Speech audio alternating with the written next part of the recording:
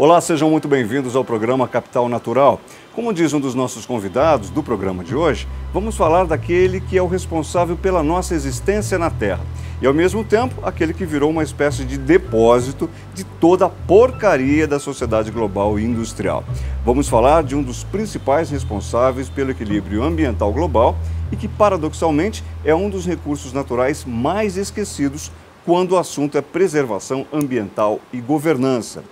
Eu estou me referindo a cada um dos oceanos. Hoje vamos tratar de diversos aspectos que os afetam profundamente. O controle sobre os mares, os serviços ambientais que eles nos oferecem, os impactos que mais os prejudicam.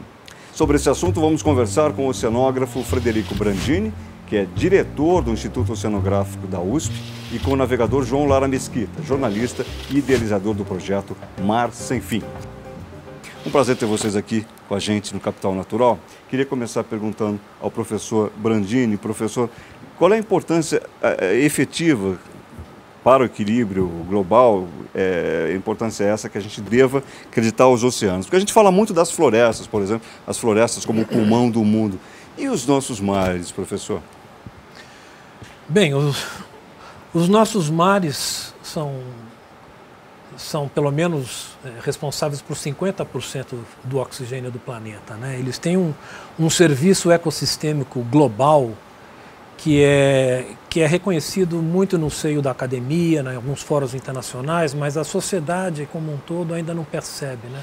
A importância do mar no clima, a importância do mar na história dos países, da geopolítica, na socioeconomia dos países costeiros. Basta qualquer pessoa refletir por pelo menos alguns segundos como é que seria o seu país se não tivesse mar. O Brasil, por exemplo. Pense como é que seria o Brasil se ele não fosse um país costeiro, se não houvesse mar no Brasil. Como é que seria a nossa história, como é que seria a nossa economia, a nossa música, a nossa literatura, a nossa geopolítica. Então eu acho que o mar, infelizmente, eu não consigo entender, pelo menos a nível da sociedade brasileira, esse verdadeiro autismo que existe na sociedade como um todo em relação à importância do mar na nossa história, na nossa economia, em todos os aspectos da sua vida. Provavelmente a nossa vida seria completamente diferente, nós nem estaríamos aqui hoje se não houvesse mar. Mas falta o quê? Por exemplo, falta o interesse do aluno que vai prestar vestibular para cursar a cadeira que diz respeito à oceanografia, falta talvez mais uma propaganda até do ponto de vista da indústria, digamos assim, não digo só pesqueira, mas toda a indústria, toda a atividade produtiva que tem a ver com os oceanos. O que está faltando? Porque, afinal de contas, o brasileiro gosta do oceano, ou pelo menos gosta da praia. Claro que o senhor está sugerindo uma discussão que vai muito mais, claro, vai muito além disso. O que está faltando para pegar o brasileiro de vez? Olha, na minha opinião, falta o Ministério da Educação incluir nos seus currículos do ensino básico e fundamental muito mais temas marinhos do que ele atualmente o faz. Eu não me lembro, quando estudei no ensino fundamental na escola, de exercícios até de física, de matemática, de geografia, falar sobre coisas de mar, né? Normalmente era a Amazônia, eram os ecossistemas terrestres, era o resto do mundo, e o mar era uma coisa, o espaço, né? Então, agora, nos últimos anos, melhorou um pouco essa conscientização, porque agora existem faculdades de oceanografia no Brasil, coisa que há algumas décadas atrás não havia. E pelo menos agora são centenas de alunos que se formam todos os anos com uma opinião formada sobre a importância do mar para a sociedade e, evidentemente, vão nuclear esse aprendizado nas universidades para os seus familiares, para os seus amigos. Mas isso não é suficiente, né? Falta uma política agressiva do governo de mostrar para a sociedade qual é a importância do mar. São poucos os ministérios que dão importância para isso. O Ministério da Marinha criou o termo Amazônia Azul, talvez com um pedido de socorro para mostrar, vejam, não é só a Amazônia que é importante, o mar também é importante para o país. Então criaram esse tema, não é a Amazônia Azul, é o mar. É ele que precisa ser, né? O Ministério das Minas e Energias realmente vê no mar, agora com pré-sal, dá muita importância para o mar, não há dúvida. Mas o Ministério da Educação, na minha opinião, tem um papel fundamental de colocar no seu currículo, ensinar as crianças desde a base, como fazem outros países adiantados, né, a importância do mar na vida do dia a dia do brasileiro. João Lara, será que até a partir do que o professor está nos dizendo, A gente está muito habituado a associar a cor verde ao equilíbrio ambiental, preservação. Será que o mais correto não seria associar o azul também a toda a ideia que se faz de equilíbrio ambiental e preservação? Claro, sem dúvida. O mundo é azul, né? Essa frase cunhada pelo Yuri Gagarin lá nos anos 60 ficou famosa, porque foi a primeira vez que o planeta Terra foi visto do espaço e ele, espantadíssimo, disse em russo: a Terra é azul, e ficou. É evidente que o mar é importante, concordo em gênero e número com o que disse o professor Brandini. Eu me lembro que eu tinha um professor de história que me enchia o saco para decorar as tribos bárbaros, os godos e os visigodos, e tinha que saber exatamente que ano, que época, etc. E nunca na vida dele eu tive uma aula que falasse sobre a epopeia marítima dos portugueses, sem a qual nós não estaríamos aqui hoje. A gente passa muito rápido pelas grandes navegações. Não passa. Eu, por exemplo, nunca passei. No meu tempo de escola, nunca nenhum professor me falou sobre esse movimento que é considerado por muitos historiadores como talvez uma das maiores sagas de toda a humanidade. Que movimento é esse? A aventura ultramarina portuguesa, que mudou a cara do mundo, mudou a geopolítica no mundo inteiro. E isso não é ensinado nas escolas. Não é à toa que o brasileiro deu as costas para o mar, como eu disse. Ele não tem informação. A música do Milton Nascimento, tempos atrás, dizia: viver de frente para o mar, de costas para o Brasil, não vai fazer desse lugar um bom país. Pelo que o João Lara está dizendo agora, o contrário também não está ajudando em nada, né? Dar as costas para o mar também não ajuda, né, João? Ajuda, mas é todo um movimento. Começa na escola. Eu sempre disse que por que eu dava apoio para o mar quando eu fui para a Rádio Dourado, dirigi durante 20 anos a rádio e tudo, porque simplesmente nenhum outro veículo fazia isso. Você vê todo mundo falando sobre a Amazônia, nos anos 80, quando começou a ficar mais patente a questão ambiental no Brasil, eu via muita discussão sobre a Amazônia, os cerrados, isso e aquilo. Os oceanos, never, jamais. Você faça um programa como esse seu, é uma exceção à regra. A regra é para cada 10, até hoje é assim, apesar dos novos conhecimentos, até hoje é assim. Faça uma análise rápida dos jornais, revistas e programas de televisão.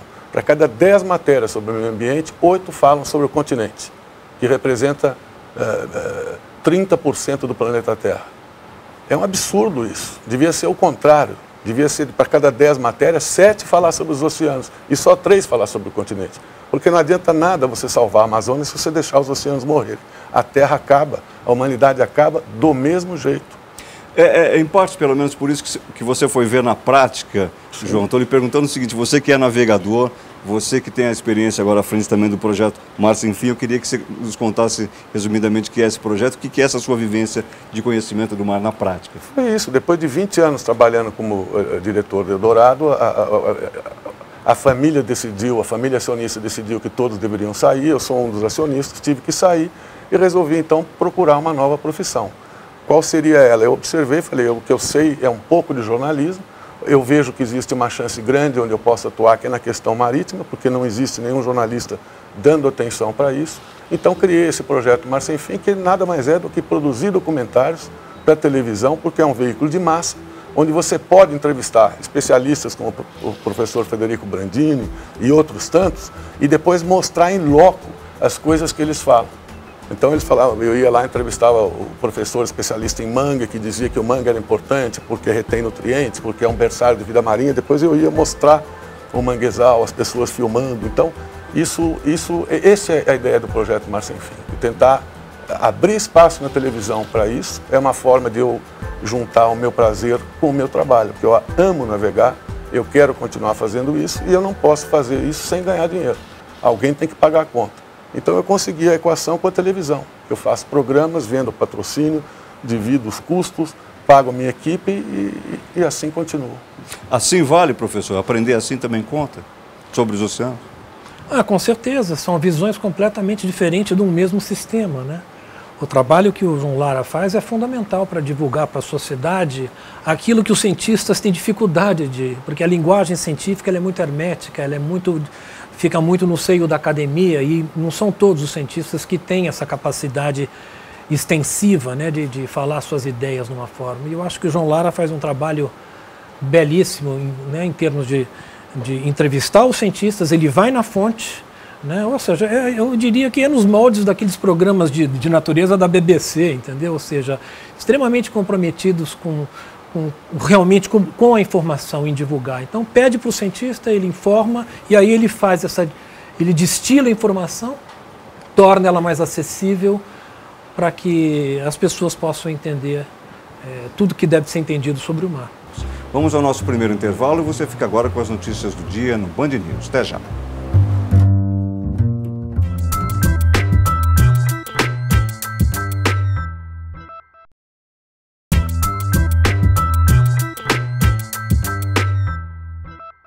Estamos de volta com o programa Capital Natural, que esta semana debate alguns dos aspectos mais importantes no que se refere aos oceanos e a sua relação com o equilíbrio socioambiental global. Nós conversamos hoje com o navegador João Lara Mesquita e com o professor e oceanógrafo Frederico Brandini, da Universidade de São Paulo. Professor, eu estou curioso para lhe perguntar se é que é possível fazer uma comparação em termos de qual é o alcance do conhecimento gerado e já absorvido acerca dos oceanos, na comparação com tudo que se sabe sobre os continentes, sobre o meio terrestre, por exemplo. A gente já sabe tanto quanto ou ainda há muito mais que aprender sobre os oceanos do que já sabemos sobre a Terra? Não, muito menos. Basta dizer que a oceanografia é uma ciência extremamente jovem, ela tem 100 e poucos anos. Ela começou em meados do século XIX, quando as primeiras grandes navegações financiadas pelas sociedades reais inglesas, né, saíam pelo mundo para descobrir as leis da natureza marítima, evidentemente buscando fontes de recurso, né, peixe, a descoberta do novo mundo, né, foi uma busca por recursos vivos, né, peixes, que a Europa naquela época já estava praticamente esgotada de recursos pesqueiros. Então, enquanto talvez os portugueses tenham vindo para o Brasil em busca de ouro e os espanhóis em madeira, os ingleses na América do Norte também estavam em busca de peixes e caça, né? Então, há muito que se descobrir, porque 100 anos, e começou no século XIX, ainda com uma tecnologia muito incipiente. E essa tecnologia de pós-guerra, ela evoluiu muito. Hoje em dia você tem tecnologias de satélite, você não precisa não faz oceanografia apenas com navios, com estudos in situ, você não precisa ir no local, é importante ir também para poder validar os dados, mas as tecnologias de satélite ajudam muito a verificar essa simultaneidade de processos em escala global, em escala regional e até em escala local. Então, essas ferramentas, o conhecimento que se tem sobre os oceanos, evidentemente que ele vai se alterando em função do desenvolvimento da tecnologia. E há muita tecnologia de ponta sendo desenvolvida. A biodiversidade é uma coisa que se começou a fazer com microscópio, e hoje em dia também se faz com técnicas genéticas moleculares extremamente sofisticadas. Então, descobrindo que nós ainda temos muito para descobrir em termos da biodiversidade marinha e vários outros aspectos oceanográficos também. O homem hoje sabe mais sobre o fundo do mar do que sabe sobre a Lua, por exemplo? Olha, eu sinceramente não saberia te dizer, não saberia fazer esse tipo de comparação, mas que evidentemente eu acho que pelo menos menos de 5% dos oceanos é conhecido. Haja visto que o maior bioma terrestre são os oceanos. Os oceanos é o maior bioma e praticamente é muito difícil você investigar processos oceanográficos em grandes profundidades pela dificuldade da pressão. É uma tecnologia caríssima, que você precisa daqueles mini submarinos, daqueles ROVs, né, agora que estão começando a se explorar. E é muito difícil. A superfície dos oceanos você consegue por via satélite, ou seja, estudar a capa superficial existe muito conhecimento, mas abaixo da capa superficial existe um mundo totalmente escuro, totalmente desconhecido, com espécies ainda não identificadas e que tem muito que se fazer ainda. Não sei se conhece mais do que a Lua ou menos, mas com certeza é muito pouco que se sabe ainda sobre o ecossistema marinho. Menos o João Lara, né, professor? Que o João Lara vai conhecer os pontinhos. Quanto que se dá para você, João Lara, a descoberta, enquanto você está navegando, você está diante de uma situação que você fala, poxa, estou diante do novo, estou vendo talvez um cenário que ainda não foi visto, ou pelo menos não nas condições em que você o conhece. Quando é que você dá de cara com o novo no que diz respeito aos mares? Não, quase sempre você está vendo coisa nova, porque uma situação, ela raríssimas vezes se repete exatamente igual no mesmo ponto, que depende do vento, do dia, do mês, da época, do diabo de coisas, entendeu? Então, mesmo numa navegação simples de Santos a Ilhabela, eu já fiz essa navegação mais de 20 vezes, cada vez que eu faço eu descubro 200 coisas novas, porque são outras situações. Esse, por um lado, é assim, eu diria. Por outro, o novo que eu vim descobrir foi, como eu disse, quando eu comecei com esse projeto Mar Sem Fim. Até então eu tinha um conhecimento sobre a zona costeira, os porquês, etc., muito limitado. E aí eu me aprofundei demais, porque eu entrevistei muita gente especialista a respeito, eu li muito, continuo lendo para conseguir transmitir melhor a importância de você ocupar bem o litoral, de você não destruir, não arrancar um manguezal, por exemplo, para fazer criação de camarão, como acontece no Nordeste, usando um camarão oriundo do Pacífico, ou seja, numa tacada só, você com isso comete 2 crimes ambientais. Todos os cientistas dizem, eu aprendi com eles de novo, que um dos maiores problemas pela falta de biodiversidade marina, né, de ameaças a ela, é o desaparecimento de habitats. Né? Sem os habitats não se cria vida. O mangue é um dos importantes berçários de vida marinha. E a outra questão, a segunda mais importante, segundo a comunidade científica, é a introdução de espécies exóticas, né? Porque elas não têm predadores, elas tomam lugares nativas, etc.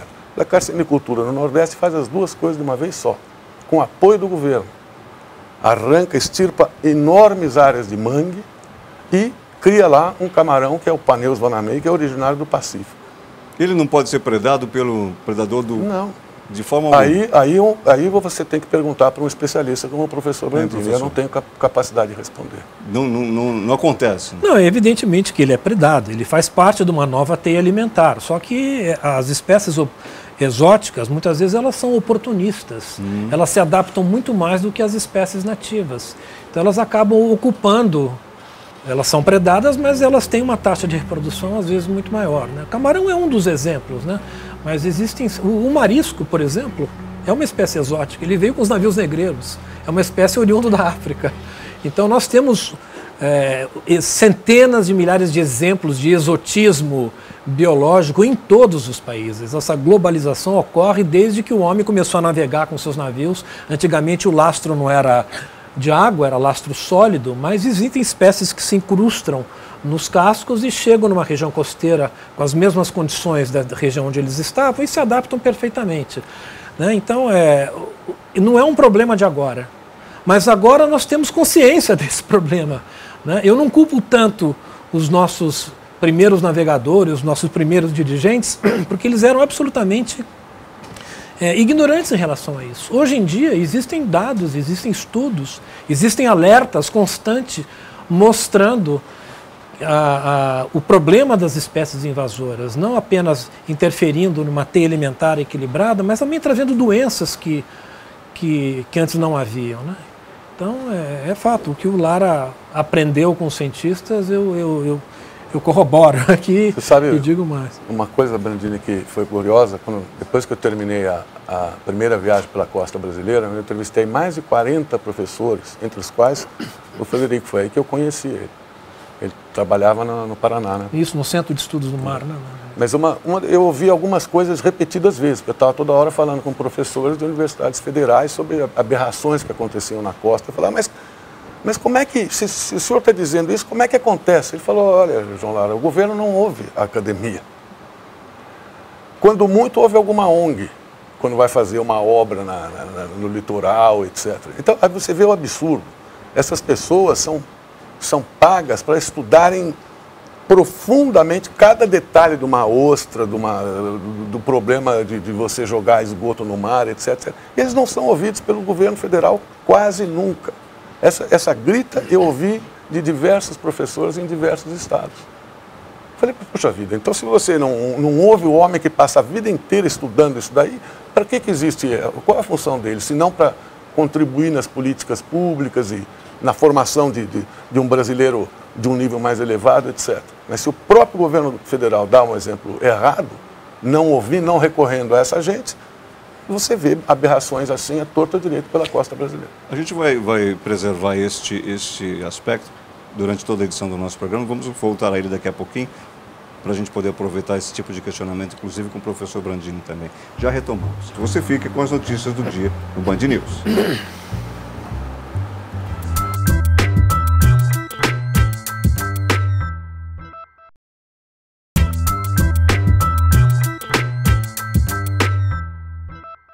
Estamos de volta com o nosso último bloco do programa Capital Natural.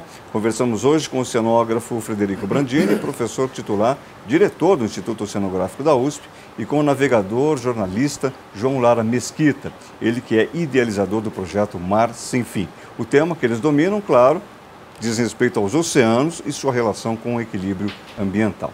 Nós estávamos conversando no primeiro bloco do nosso programa, o João Lara deixou uma questão importante aqui no nosso ambiente, que é o aspecto de as pesquisas, que são inclusive bancadas pelo próprio governo, é o resultado do trabalho da academia, dos senhores pesquisadores, não repercutir, não ser ouvido pelo próprio governo, ele que teria o papel inclusive de, digamos assim, disseminar esse conhecimento pela sociedade. Professor Brandini, o senhor, numa citação sua, uma vez mais, num artigo de 2011, o senhor disse que as baleias foram as primeiras commodities da história do comércio global. Eu estou resgatando isso para lhe perguntar, juntando as duas pontas. O resultado das pesquisas dos senhores não é mais e melhor ouvido por quem deve ouvi-los, por conta de alguma pressão do ponto de vista econômico, por exemplo, que solape aí essa grita de quem vai a fundo buscar conhecer a situação dos ambientes associados aos oceanos, professor?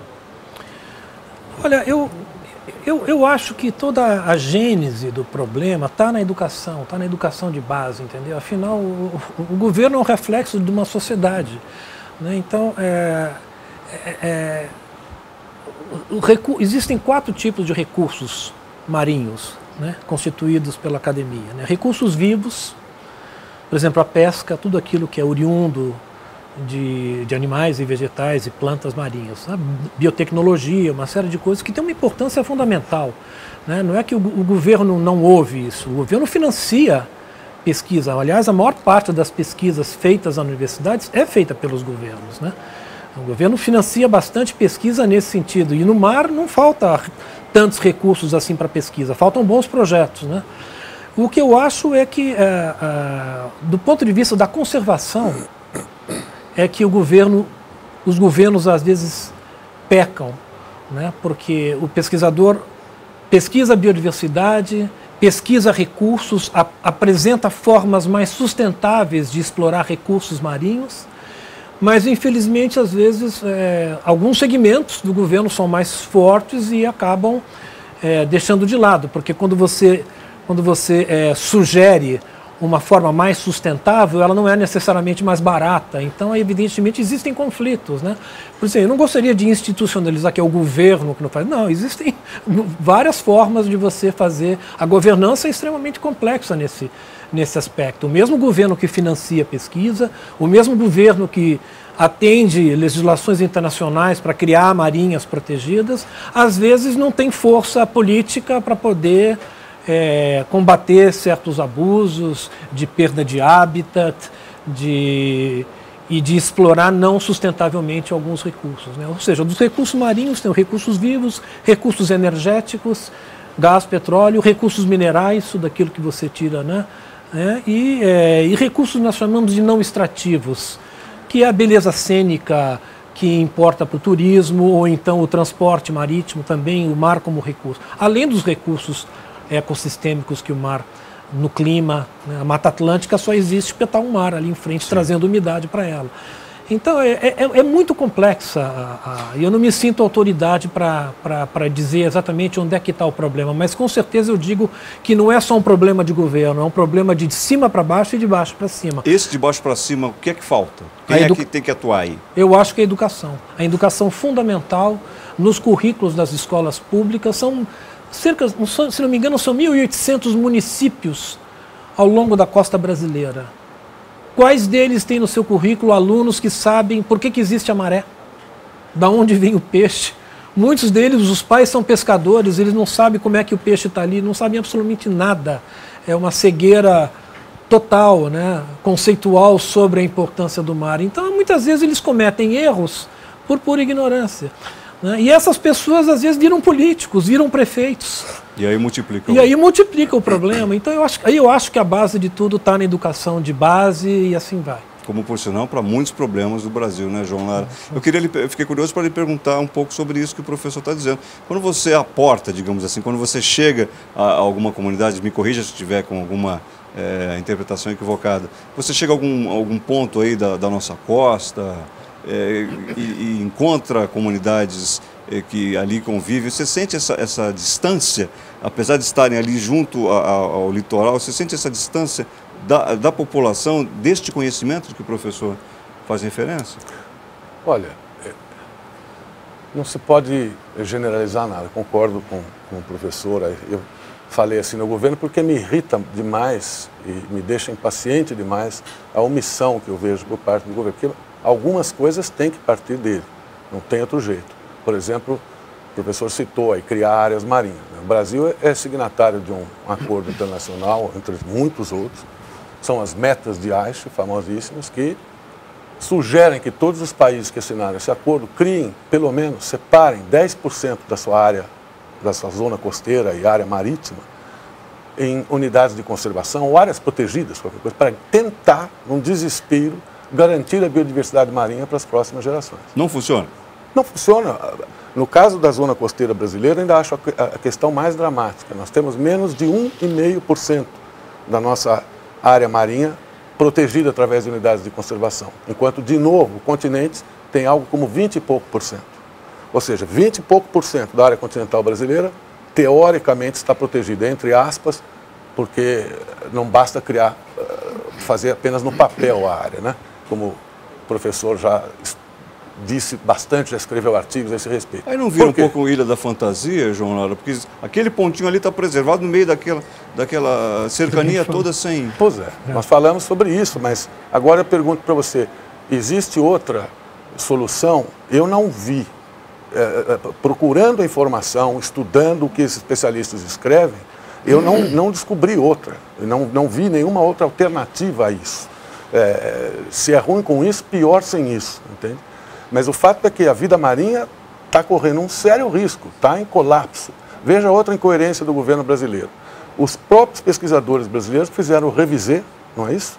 Que é um profundo estudo da biomassa pesqueira na costa brasileira. E mostraram que 25% está detonado, completamente detonado, outros 25% estão sobreexplorados. Sobra, portanto, 25% de uma massa que já é pobre, porque o Brasil, 70% da nossa costa é área tropical, que é pobre mesmo em nutrientes e biomassa pesqueira. Ao mesmo tempo, o governo cria o Ministério da Pesca.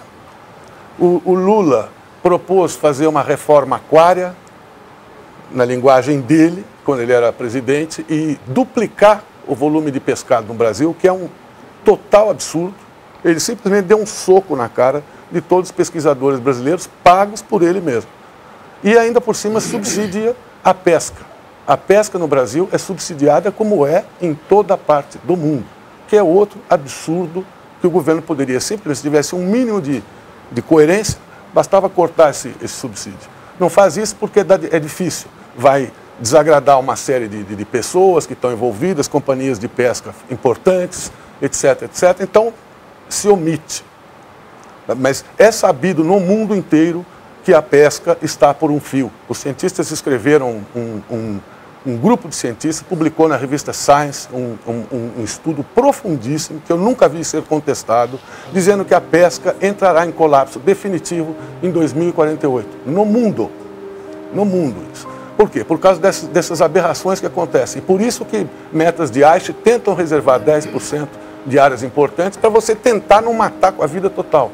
E o Brasil não faz nenhuma coisa nem outra. Não cria novas áreas e ainda por cima subsidia a pesca. Esse colapso profundo é a não existência mais de vida marinha?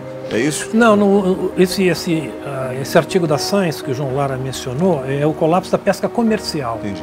Ou seja, não vai compensar mais os barcos irem para o mar, porque o que eles vão conseguir pegar não vai pagar os custos de combustível, né? Claro, você vai continuar pegando os seus peixes, mas não do ponto de vista comercial. Só agregando um pouco o que ele disse, né? A questão de áreas marinhas protegidas também é paliativo. É apenas para atrasar um pouco mais, estender um pouco mais essa perda de biodiversidade, porque o mar tem uma conectividade tão grande, não existem fronteiras. O que você polui num país vai parar em outro. Hoje em dia você encontra DDT em peixe na Antártica, que foi usado na década de 50 nos Estados Unidos. Então, há uma conectividade. O que adianta você proteger uma área, proteger aqueles organismos, se eles estão contaminados? Não tem atuns no Pacífico que não tenham níveis altos de mercúrio. Já foi constatado isso. Então, o mar, infelizmente, pela força da gravidade, é ele que recebe tudo aquilo que a sociedade global produz. Vai parar. Para você ter uma ideia, o rei da contaminação costeira no mundo inteiro são poluentes orgânicos persistentes. Cataflã, Prozac, anticoncepcional, cafeína. São essas substâncias que a sociedade humana consome há décadas, né, e que eliminam pela urina, que vão para os lençóis freáticos e que cedo ou tarde vão acabar parando na zona costeira, e ainda não evoluíram bactérias que degradem essas coisas, porque elas são oriundas de uma loteria bioquímica, né? Então o mar recebe tudo isso. Então o que adianta você criar áreas que você não pode pescar, se tem outros aspectos, outros impactos antropogênicos tão ruins quanto, né? Que é a poluição, que é a sobrepesca, como o João Lara mencionou também. A edição de hoje do Capital Natural vai ficando por aqui, mas essa nossa conversa está tão boa que na semana que vem a gente continua discutindo o tema dos oceanos, esses geradores de vida que sofrem hoje impactos tão agressivos aí do ponto de vista do equilíbrio e da preservação ambiental global. A gente continua conversando com Frederico Brandini, que é diretor do Instituto Oceanográfico da USP, e com o jornalista e navegador João Lara Mesquita. Até semana que vem.